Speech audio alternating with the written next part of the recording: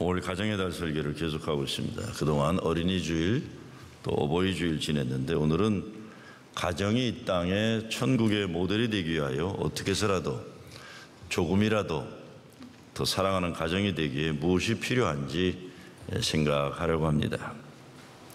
부모와 자녀는 물론, 결혼한 분들은 물론이고 앞으로 결혼할 사람들에게도 적용된다고 하겠지만 사실 모든 인간관계에 중요한 말씀이기에 결혼하지 않은 분들이나 또 앞으로 절대로 결혼할 생각도 없는 분들까지도 적용되리라 이렇게 생각됩니다.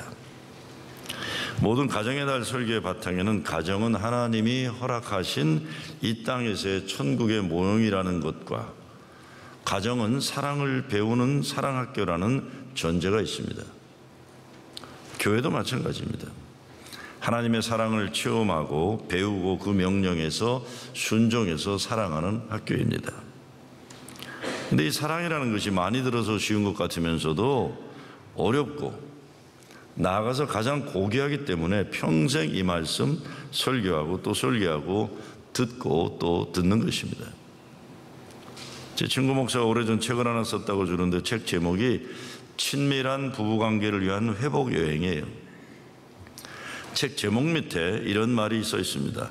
부부 사랑에도 건강 진단이 필요합니다. 이 책으로 부부 사랑을 진단하고 치유함으로 친밀한 부부 관계를 회복하십시오. 계속해서 서문에서 이렇게 썼습니다. 오늘날 수많은 사람들은 군중 속에서도 고독해하며 진정한 만남이 없어 외로워하며 병들어 죽어가고 있다.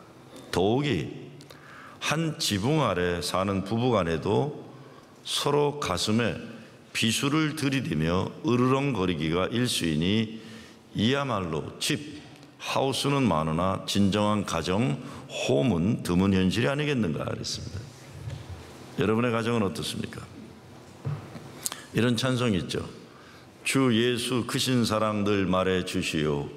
평생에 듣던 말씀 또 들려주시오.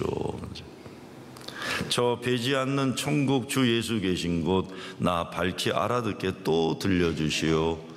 평생에 듣던 말씀, 평생에 듣던 말씀, 주 예수 크신 사랑 또 들려주시오. 오늘 우리의 가정들이 천국에 모형되는 가정 되기 위해서 우리도 하나님께 기도하는 마음으로 찬송해야 되는 겁니다. 주 예수 크신 사랑 늘 말해주시오. 평생에 듣던 말씀 또 들려주시오. 나 밝히 알아듣게 또 들려주시오. 주 예수 크신 사랑입니다.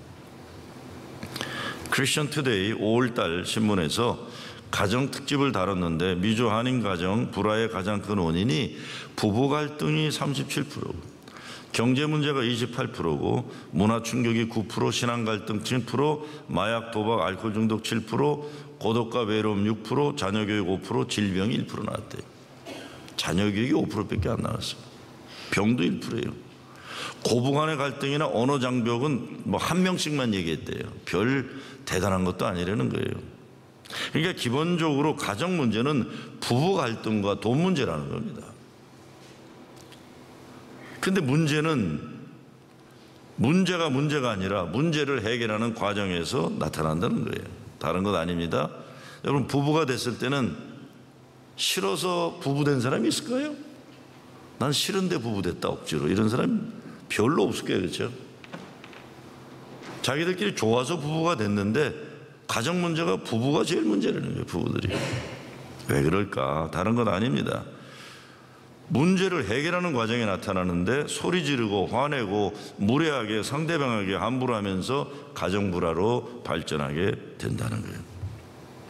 그러니까 인생 문제는 해결하면서 오히려 서로 가까워지고 동지가 되어지는 과정일 뿐인데 문제 해결하는 과정에서 가정 불화로 발전한다. 서로 함부로 하는 거예요. 교회도 마찬가지입니다. 어려운 문제가 있으면 같이 풀어나가면서 고난동지가 되고 역경을 이겨낸 믿음의 친구들이 되는 건데 소리 지르고 서로 정죄하고 그러면 교회가 사람 살 곳이 되지 못하는 거예요. 그래서 신문기사 특집 제목이 행복한 가정생활의 비법인데 여기서 제안하는 것이 미안해요. 네, 용서해요라고 말하는 훈련이었어요. 수리의 기술이다, 리페어 기술이다. 망가진 거 고치는 기술을 좀 배워야 된다는 겁니다. 구체적인 제안은 가족만의 특별한 시간 만들고 긍정적인 대화를 연습하고 이 두 가지를 조금씩 지속적으로 하라. 그러니까 아주 단순한 해법이에요. 그리고 행복한 가정의 비결로 저 왼수가 바뀌는 게 아니라 내가 바뀌는 데 있다고 그러세요. 저 왼수는 안 바뀌어요. 일리가 있는 얘기예요. 내가 바뀌죠, 내가. 네? 정말 그렇습니다. 문제가 아니라 문제 해결을 못하는 것이 문제예요. 10여 년 전 한국 부부 문제를 특집으로 다룬 보고서에도 보면 기본적으로 한국 남편들은 자기 기분만 아내가 만족시켜 주기를 일방적으로 바라면서 아내를 행복하게 해주는 것은 실력도 떨어지고 마음 씀씀이도 그렇다는 거예요. 여러 나라 중에 대한민국 남자가 제일 꼴찌로 나왔어요. 그런데 실력도 떨어진대요. 마음 씀씀이도 거시기하고 그렇다는 거예요. 그 보고서의 결론에 보면 이런 내용이 나옵니다. 똑같은 현상을 자신의 시각에서만 바라보는 동상이몽과 같다. 그럼에도 불구하고 상당수가 문제 해결을 위해 배우자와 대화하지는 않는다. 이렇게 문제 해결을 위해 대화하지는 않는다. 이게 심각한 문제예요. 여자보다 남자들의 위기의식을 가져야 됩니다. 벌써 오래전에 한국의 갤럽 조사에, 갤럽 신빙성 있죠? 1000명의 여자에게 다시 태어나면 현재 남편과 다시 결혼해 살겠는가 질문에 95%가 안 살아요 그랬다는 거예요. 근데 친절한 어느 여자는 가로 열고 미쳤어 가로 닫고 그랬었다는 거예요. 95%가. 이 시대의 가장 큰 문제를 꼽으라고 하면 가정의 파괴라고 할 수 있는데 가정의 파괴는 거의 모두 부부의 문제입니다. 세계 평화나 독립운동 그거 못해도 가정의 평화와 가정의 건강은 우리들이 할 수 있는 일이고 우리의 책임입니다. 가정은 하나님이 직접 만드셨습니다. 교회와 가정 이 둘이 하나님 나라를 이 땅에서 이루시기 위해 하나님이 만드신 그것이, 그래서 거룩한 사명이고 책임이 우리에게 있어요. 하나님이 우리에게 이 땅에서 천국을 이루기 위해 축복하신 고귀하고 거룩한 것입니다. 오늘 본문은 사랑이 뭐고 어떻게 하는가를 우리에게 가르쳐주고 있습니다. 나의 사랑하는 자가 내게 말해 이르기를 나의 사랑 나의 어여쁜 자야 일어나서 함께 가자. 겨울도 지나고 비도 그쳤고 지면에는 꽃이 피고 새해 노래할 때가 이르렀는데 반구의 소리, 비둘기죠. 작은 비둘기 우리 땅에 들리는구나. 무화과 나무에는 푸른 열매가 익었고 포도나무는 꽃이 피어 향기를 토하는구나. 나의 사랑 나의 어여쁜 자야 일어나서 함께 가자. 사랑이라는 것은 말은 쉬워도 실천은 어려운 겁니다. 그래도 이것이 하나님이 원하시는 것이고 예수님이 이를 위해 십자가 달려 돌아가셨기 때문에 예수 믿는 우리들은 하나님의 명령으로 순종하는 것입니다. 오늘 우리도 아가서에서 노래하는 그런 사랑을 어떻게 회복할까? 이게 관건입니다. 함께 살아가는 모든 사람들, 교회에서도 그렇고 가정에서 남편과 아내, 부모와 자녀도 이런 사랑을 해야 되는 것이 우리에게 도전이죠. 물론 아가서는 예수 그리스도의 우리들을 향한 사랑이 담겨져 있어요. 우리의 신앙도 이와 같은 예수의 사랑의 기쁨 충만한 회복에 있어야 되는 거죠. 그래서 오늘 말씀은 사랑은 먼저 예쁘다고 말해주는 것임을 말씀합니다. 당신 참 예쁘다. 아들아 너 장하다. 딸아 너는 정말 아빠를 닮아서 지혜롭다. 예쁘다고 말해주는 거예요. 나의 사랑 나의 어여쁜 자야. 우리 큰딸아이 처음에 태어났을 때 자랄 때 제가 맨날 노래 불렀어요. You are so beautiful to me. 그게 내 To So With Love인가에 나오는 노래인데 맨날 불러댔죠. You 나의 사랑 나의 어여쁜 자야. 사람은 사랑을 먹고 자랍니다.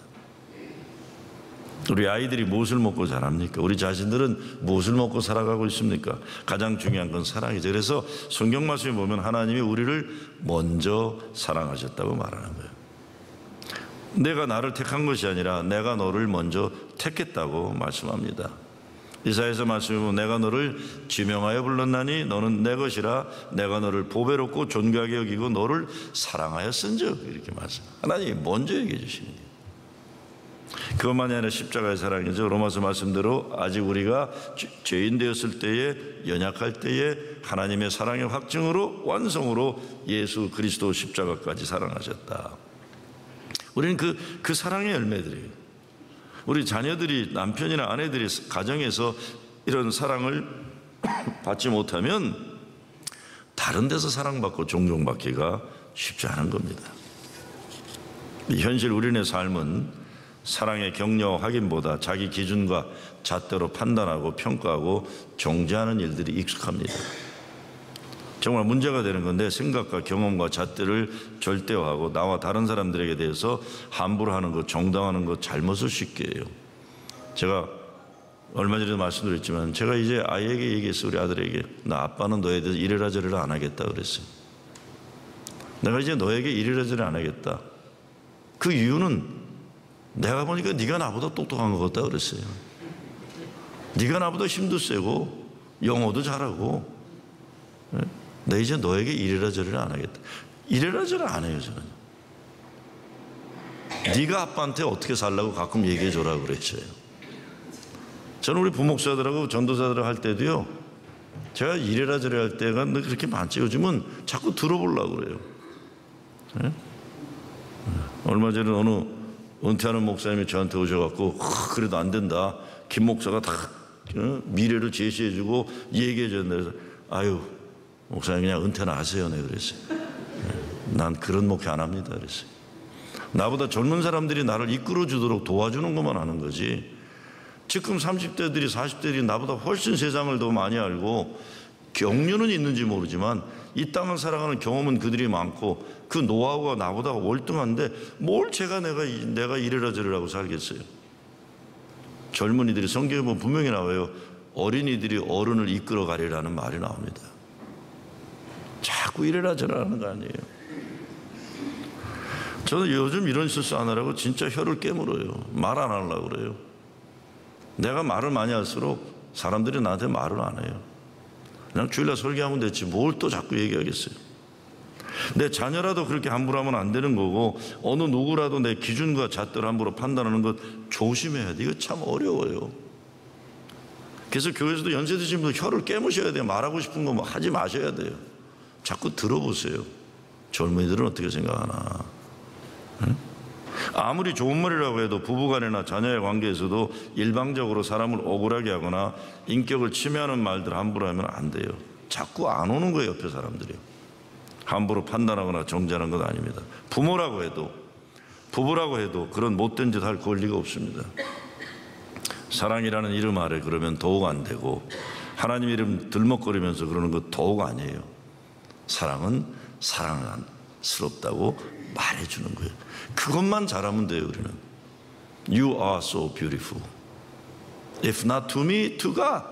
하나님께 넌 참 사랑스러운 존재다. 두 번째, 사랑은 비가 온 다음에 밝은 날씨를 알려주고 겨울 지나 봄이 오는 것을 알려주는 거예요. 소망이죠. 인생의 새로운 시작, 새로운 희망이 있다는 것만큼 중요한 것도 없습니다. 겨울이 지나 봄이 온다고 외치는 거예요. 겨울이 지나고 비도 그쳤다, 일어나라, 이런 말 누가 하는 겁니까? 사랑하는 사람이 해주는 거예요. 세상이 이렇게 넓고 세상에 이렇게 너를 기다리는 가능성으로 충만한데 인생 그렇게 시시하게 살지 말고 일어나라. 겨울이 지났다, 비도 그쳤다, 새가 노래할 때가 이르렀다. 사랑하는 사람이 해주는 거예요. 예수님이 나는 죄인을 구하러 왔다 하신 말씀이 그런 뜻입니다. 사실 하나님은 아직도 사랑하기를 포기하지 않으셨다는 것을 말씀해 주시는 거예요. 가정을 이것이 왜 존재하죠? 세상에 나가서는 별별 소리를 다 듣고 살아도 집에 들어오면 내가 너를 사랑한다, 하나님이 사랑하신다, 하나님이 아직 너를 포기하지 않으셨다, 내게는 아직 소망이 있다, 이 말을 서로 해주는 거죠. You can do it. You can do it.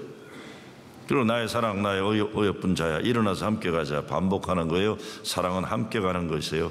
한 사람만 죽으라고 노력해 될 일이 아니라는 거죠. 함께 일어나 가는 사랑을 위해 이런 기도문이 있습니다. 사랑의 주님, 우리로 하여금 아내의 연약함을 헤아릴 줄 알게 하시고 그 연약함을 덮어줄 줄 아는 진정으로 강한 남자가 되게 하여 주옵소서. 요구와 명령보다는 사랑과 관심으로 대하게 도와주시고 날마다 아내의 머리에 애정의 면류관을 씌워주는 남자다운 남자가 되게 하여 주옵소서. 그랬어요. 남자들 결혼을 했거나 앞으로 연애를 할 것이라면 애인이나 아내의 머리에 애정의 면류관을 씌워주는 남자가 되어야 된다는 겁니다. 근데 요즘은 아내들도 그래야죠. 요즘 뭐 남편이 아내나 비슷하게 이제는 뭐 약하니까 아내들이 남편에게 애정의 면류관을 써줘야, 야, 너 참 이쁘구나. 아침마다 일어나서 남편에게 아이고 이쁘다. 애정의 면류관을 써줘야죠. 이게 무슨 남자는 센 거 같고 여자는 약 이런 세상 아니잖아요. 저도 한동안은 제 마음에 표가 있었어요.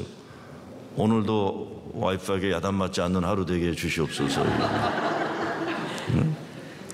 서로 애정의 면류관을 써야 돼. 언제 야단 맞으면 조마조마하게 살지 말고 사랑을 주고 소망을 주는 가정 돼야죠. 자녀들과의 관계에서도 그래요. 어떤 부모들은 멀쩡한 아이들 기죽여서 인생 어둡게 만드는 전문가들이 있어요. 어떤 남편이나 아내들은 괜찮은 남편이나 아내를 주눅들게 만들어서 항상 겨울 추위에 움츠리게 만드는 못난 사람들도 많은 겁니다. 그것도 사랑이란 미명 아래 그러니까 기가 막히는 거예요. 저는 그런 못난 부모들 많이 봤어요. 전 청소년 목회도 오래 하고 청년 목회를 했으니까 진짜 못된 부모들인데 꼭 하는 말이 문제 터지고 나는데 내가 저거를 얼마나 사랑하는지 몰라서는 그게 무슨 놈의 사랑이냐 그래. 내가 그건 너나 사랑이지 누가 그런 사랑 좋아하냐 그래. 함부로 하고 자녀의 인격을 무시하고 자기의 가치관 가지고 막 그냥 강요하고 그러고는 자기 마음대로 안 되면 뒤돌아서 갖고 울면서 내가 저걸 얼마나 사랑하는데 이러고 있어. 그게 무슨 사랑이에요. 사랑하는 사람아, 겨울은 이제 지났다. 일어나 함께 나가자. 사랑 배워야 합니다. 배우는 것보다 더 중요한 건 사랑받아야 합니다. 사랑받지 못한 사람들, 사랑하는 거 배우지 못한 사람들이 남편이 되고 아내가 되고 엄마가 되고 아빠가 되니까 가정에 문제가 생기게 돼요. 교회 문제도 똑같습니다. 어디선가 누구에게인가 사랑을 받았어야 되는데 못 받았기 때문에 그러는 거예요. 못 받았기 때문에. 그 사랑을 목사에게 받건 하나님에게 받건 장로들에게 받건 서로에게 받건 사랑을 받고 사랑을 깨달았어야 되는데 사랑을 못 받았기 때문에 서로도 자꾸 괴롭히는 교회가 되고 마는 거죠. 한동안 한국에서 강큰 남자 시리즈가 있었어요. 요즘은 그게 아닌 것 같은데 요즘은 뭐 완전히 세상이 달라진 것 같아요. 그래서 그런 게 필요 없는데 옛날 기억나시죠? 강큰 남자 시리즈. 아침에 밥 달라고 식탁에 앉는 남자, 그치? 아내가 잔소리하는데 말을 끊는 남자, 아내의 눈을 똑바로 쳐다보면 말대꾸하는 남자, 아내가 연속극을 보는데 야구 본다며 채널 돌리는 남자, 아내가 때리는데 겁없이 피하는 남자, 아기 하나 더 낳자고 조르는 남자, 아내가 양식을 먹자고 하는데 굳이 중국집에 가서 짜장면 먹자고 우기는 남자, 저녁 먹자는 아내의 말을 들었는지 못 들었는지 텔레비만 보는 남자. 거기다가 상당히 간큰 남자 시리즈가 있는데 마누라를 똑바로 쳐다보며 이야기하는 남자, 엄청나게 간큰 남자는 부인에게 돈 어디에 썼냐고 따져 묻는 남자, 아예 간이 배 밖으로 나온 남자는 아내가 보고 있는 텔레비전 채널을 허락도 없이 돌리는 남자. 세대별 시리즈의 20대 간큰 남자는 부인도로 밥상 차려 오라는 거, 30대의 강큰 남자는 부인이 외출할 때 여보 어디가 묻는 남자, 40대 강큰 남자는 외출하는 부인을 쳐다보는 남자, 그래서 50대는 몇 시에 들어올 거냐고 묻는 남자, 60대는 저부터예요. 따라가도 되느냐고 묻는 남자래요.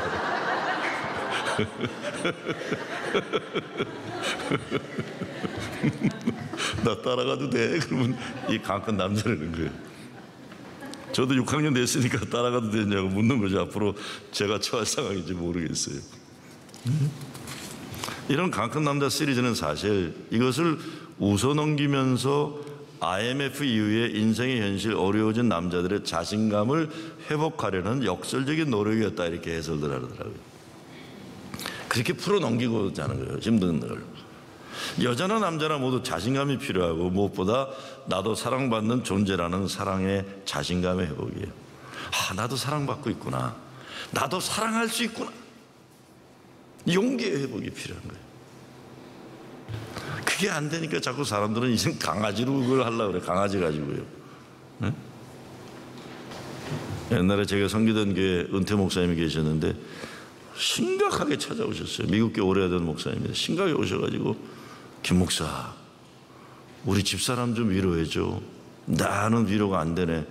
무슨 사고를 치셨기에 그래요, 목사님? 그랬더니 강아지가 죽은 지 오래되는데 아직도 못 잊어서 그런데, 나는 그걸 웃었는데 그 목사님 너무 심각한 거예요. 그래서 내가 그 다음 주에 사모님 너무 힘드시죠? 사모님 너무 힘드시죠? 사모님이 그래도 목사님은 이해해 주는 것 같아요 그러시는데, 이 사람들이 사랑을 받고 사랑을 주는 대상에 인간이 힘드니까 이제 동물들에게 이게 많이 되는 거예요. 친밀한 부부관계를 위한 회복여행을 쓴 목사가 이렇게 말합니다. 행복한 결혼, 원만한 부부관계는 저절로 이루어지는 것이 아니다. 부부가 노력과 시간을 투자하여 훈련해야 하며 관계 회복을 하겠다는 목적과 서로 간의 헌신이 있어야 한다. 누구나 배로 항해할 수는 있지만 아무나 목적지에 도착할 수 없는 것처럼 부부간의 갈등이 심하다고 기분 전환으로 그냥 여행을 떠나기보다는 더 풍성한 삶을 위한 훈련을 목적으로 하는 부부됨의 여행을 해야 된다 그랬어요. 영적인 사람이 있고 육적인 사람이 있어요. 육적인 사람은 모든 일을 부정적으로 보고 만들어가는 사람이에요.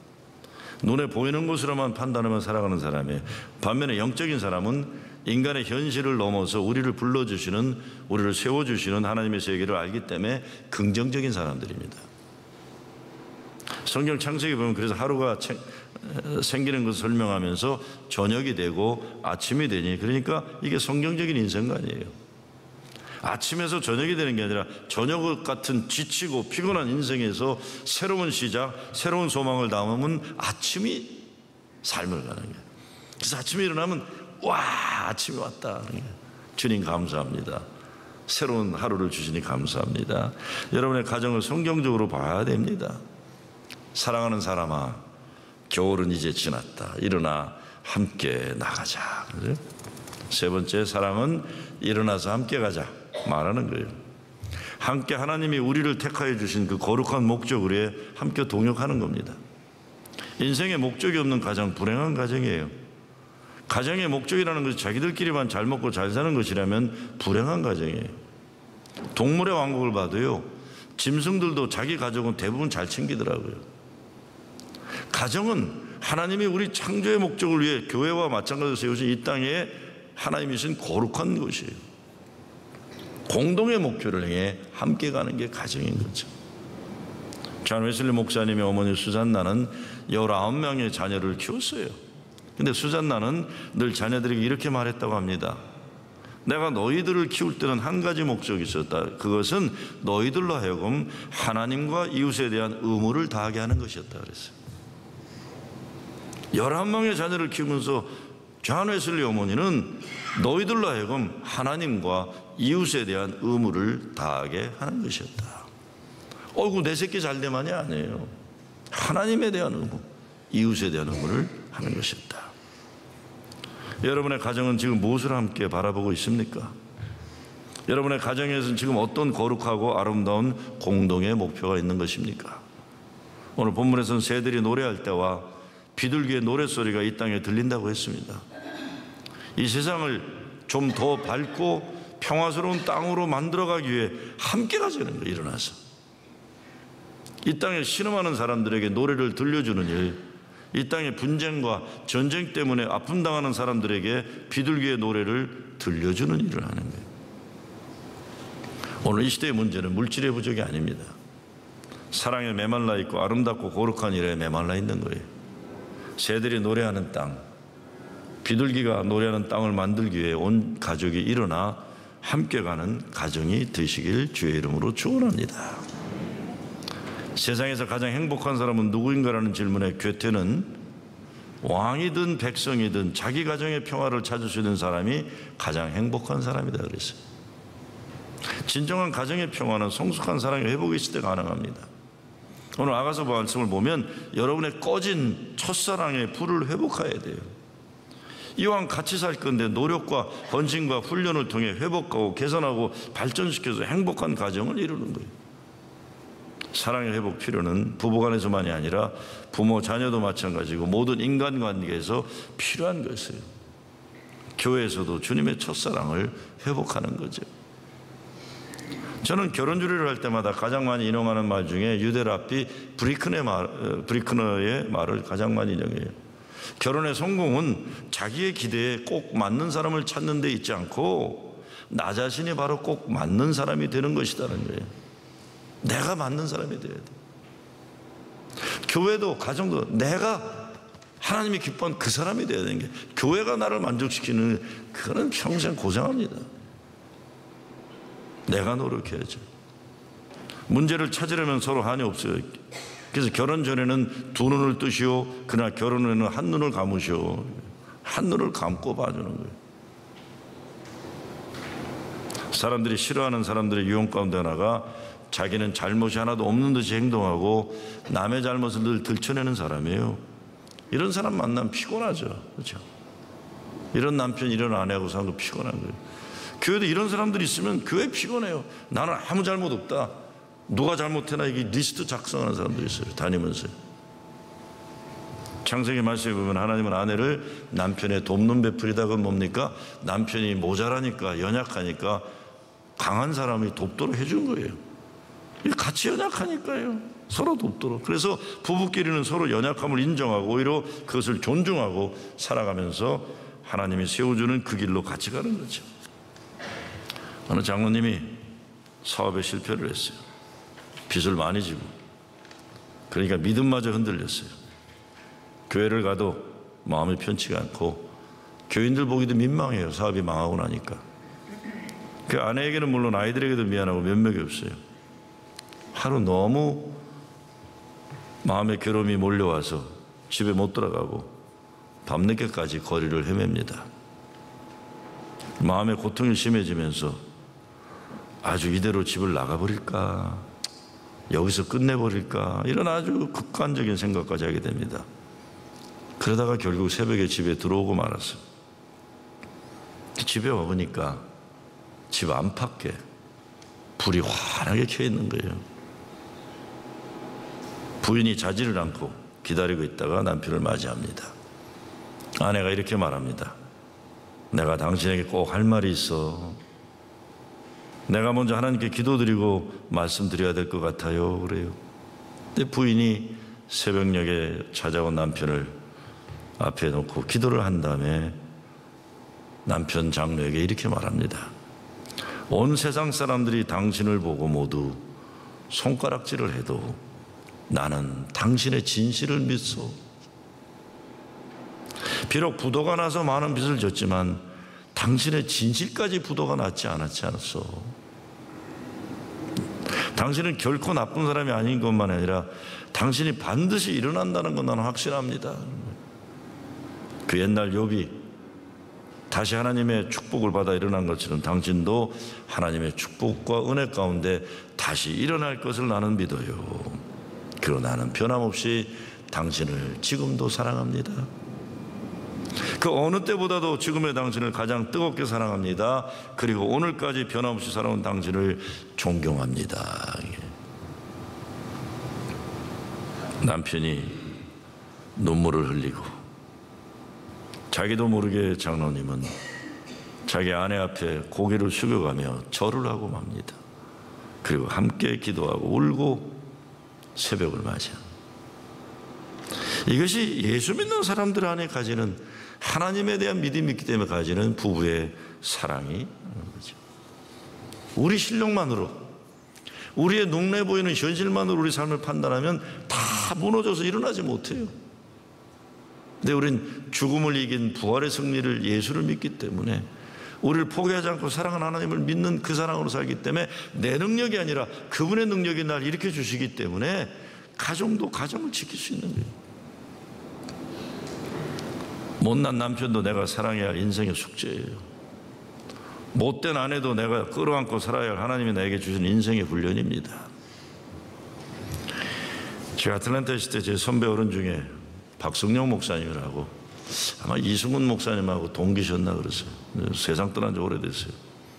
그 목사님 참 인격자였어요. 근데 그 사모님이 경상도 사모님인데 얼마나 드센자이가 그냥. 그 목사님 이북 출신인데 대전에서 찾아갖고 충청도 기질이 있어. 그냥 얌전한 분인데 말도 없는데 사모님은 따발총이에요. 그냥 막 따발총 그냥 하도 뭐 자동차 사고도 잘 내고 그러니까 동네에서 유명한 사모님이셨어요. 그래서 사모님하고 목사님 앉아 계실 때 우리들이 밥 먹다 말고 그랬어요. 목사님 다시 태어나도 이 사모님하고 또 결혼할 거예요? 그랬어요. 우리 박성경 목사님이 가만히 있다. 그럼 아유 이 사람 만드느라고 내가 얼마나 고생했는데.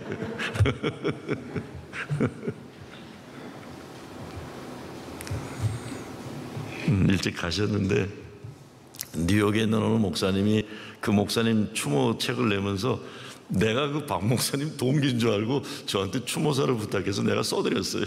나보다 한 20년 선배인데.